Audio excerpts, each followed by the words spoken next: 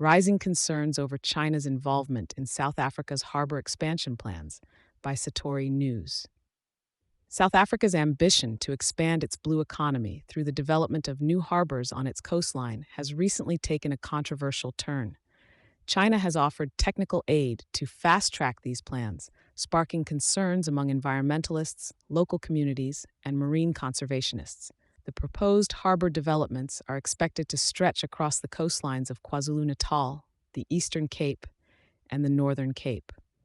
However, anxieties have heightened due to the potential environmental implications and the strategic motives behind China's eagerness to provide assistance.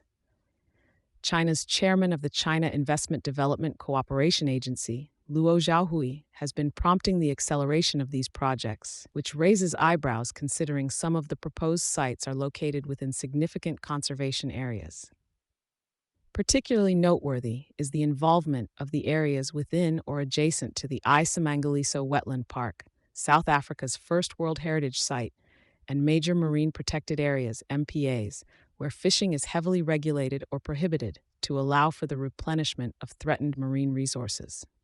The Department of Public Works and Infrastructure, DPWI, and Infrastructure South Africa, ISA, recently conducted stakeholder engagement meetings discussing Tier 1 and Tier 2 harbor candidate sites. The engineering consultancy group Zutari highlighted the potential of 25 harbor sites, excluding the already equipped Western Cape. However, the state's commitment to environmental regulations and the need for thorough environmental impact assessments (EIAs) have been reaffirmed by DPWI spokesperson Tommy Machunu. Despite Machunu's assurances, there is confusion regarding the level of China's involvement. Previously disclosed government assertions and outreach to China seem to conflict with recent statements that negate any Chinese role in funding or selecting harbor sites. The engagement of China links back to Operation Fakisa, Hurry Up, an oceans economy initiative launched back in 2014. Increased Chinese interest and the potential signing of cooperation letters between DWI and the China International Development Cooperation Agency, CIDCA, suggest a notable foreign influence in these maritime infrastructure ventures.